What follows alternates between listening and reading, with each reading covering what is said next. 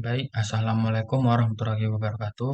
Perkenalkan, nama saya Dafa Azaluranda dari jurusan Agroteknologi 2000, tanggal 12 11 2023, Fakultas Pertanian Universitas Syakala. Di sini saya akan menjelaskan terkait dengan penggunaan eh, rancangan acak lengkap faktorial.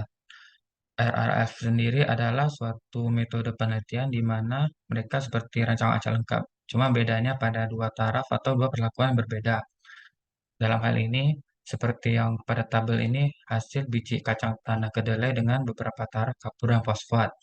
Yang pada tabel sebelumnya itu hanya pada satu perlakuan 0 ppm herbisida.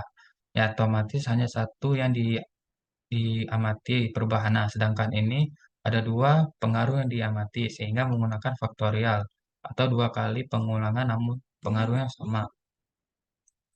Nah, langsung saja kita akan menggunakan aplikasi SPSS dalam menganalisis hasil yang didapatkan dalam tabel ini.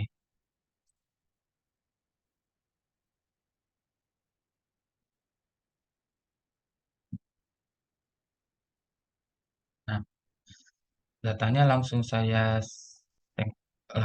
kita mempercepat waktu. Langsung jadi ditaruh datanya itu perlakuan K, perlakuan P, ulangan, dan hasil. Pada perlakuan K, diketik sebanyak 12 kali angka 0. Hal itu karena pada datanya sebelumnya itu ada 12 kali data, sehingga diketik sebanyak dua kali perlakuan 0.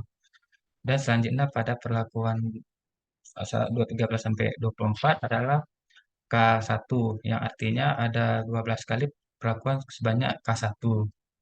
Dan pada perlakuan P diketik sebanyak dua kali, namun sebanyak 0, 1, dan 2. Hal ini karena adanya perlakuan P0, P1, dan P2 sehingga diketik sebanyak 6 kali. 4, 1, 2, 3, 4, 5, dan 6. Sedangkan pada ulangannya diketik sebanyak 4 kali sesuai pada tabel ulangan 1, ulangan 2, ulangan 3, dan ulangan 4 diketik sebanyak 6 kali.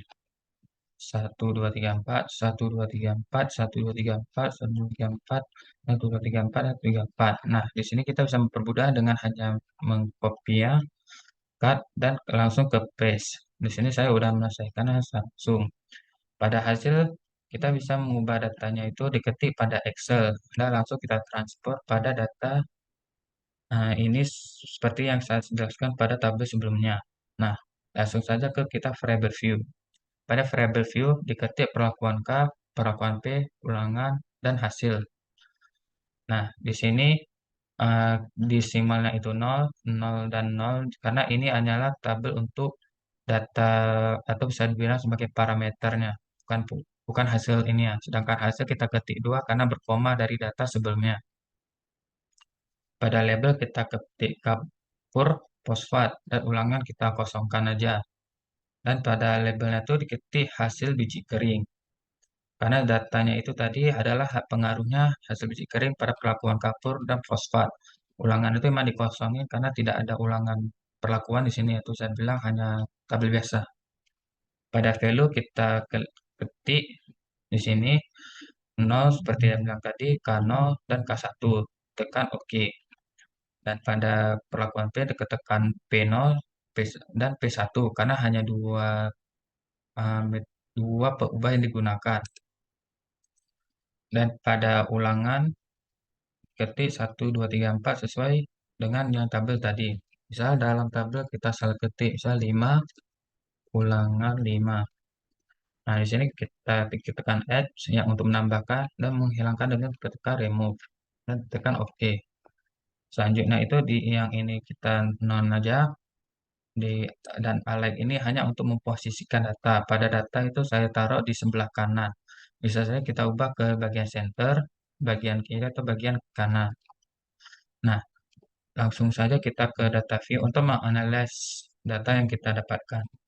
Pada analyze, kita cari bagian general linear model, univariate, dan di sini telah saya taruh datanya. Kita ulangi lagi ya. Nah, Di sini pada perlakuan hasil biji dan kering kita taruh pada DP dan hasil, dan kapur, perlakuan kapur dan fosfor kita taruh pada fix faktor. Selanjutnya kita ke bagian model. Pada bagian model kita custom. Di sini kita tekan main effect, perlakuan K dan perlakuan P. Kita kembali ke interaction, kita taruh K dan P. Kenapa ditaruh K dan P? Karena pada analisis kali ini menggunakan RAL acangan lengkap faktorial yang artinya dua perubahan sehingga perlu adanya pengaruh di antara kedua ini. Ditekan shift dan ditekan caps lock dan ditekan selanjutnya di sini sehingga menjadi dua. Dan artinya tidak memiliki pengaruh waktu kita perbandingan nanti. Continue ke post hoc. Di sini kita tekan K dan ditekan P. Di sini kita tekan LSD, Tuki, dan Duncan. Untuk kenapa LSD, Tuki, dan Duncan itu karena analisisnya lebih sederhana dan hanya kita pakai pada ini. Sebenarnya bisa memakai semua, namun biasanya itu hanya untuk penelitian lebih lanjut atau bisa dibilang lebih kompleks. Ditekan continue dan kita tekan pada bagian option. Option di sini kita tekan overall yang artinya semua perlakuannya yang dari sini semua akan termasuk. Ditekan deskriptif analitis dan homogenis. Dan di sini 0,5 sesuai yang digunakan dan pada penelitian ini hanya 0,5 karena kegagalannya masih dimaklumi. Sedangkan pada dokteran atau berhubungan nyawa kayak farmasi biasanya menggunakan 0,1% karena berhubungan sama makhluk hidup.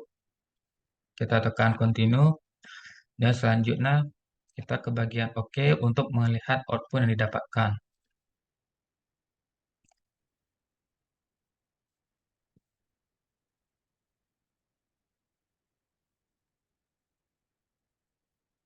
Nah, seperti ini yang data yang kita dapatkan di sini. eh, dan di sini dapatkan hasil bahwa bit with subject factor, couple danal, bahkan ada pemberitahuan post hoc test not performed for couple because they are few three group. Yang kedua ada deskriptif statistik, yang ketiga ada test bit with subject, dan di sini ada data yang 0,5 kita tadi, Leventhal quality of error variance.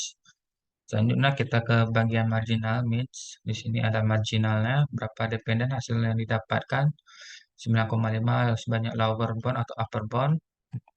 Dan selanjutnya kita ke multiple comparison, ada perbandingan fosfat dan kapur dan standar error. Dan di sini ada analisis TOKI, HSD, dan LSD. Dan di sini kita ke homogeneous subset dan dapatkan datanya fosfat dan subsat Duncan. Nah, untuk menyimpan datanya ini tergantung dari pilihan.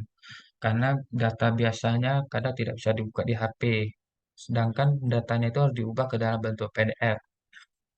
Namun saya dalam bentuk PDF biasa datanya itu akan agak hancur atau tidak bisa diubah lagi. Dan perlu diubah lagi ke bagian SPSS. Nah, kalau untuk mengubah bagian PDF kita ke bagian file, bagian export, dan di sini kita ketik PDF, portable document format, dan di tempat biasa saja saya taruh dan langsung oke. Nah, pemberitahuan ini sebenarnya saya udah taruh duluan dan kita bisa mengetikkannya dengan yes. Dan tunggu beberapa saat untuk data itu konversi. Nah, data SPSS data udah menjadi PDF dan selanjutnya datanya itu bisa digunakan untuk diluaskan. Baik itu saja yang bisa saya sampaikan. Mohon maaf apabila ada kesalahan. Wassalamualaikum warahmatullahi wabarakatuh.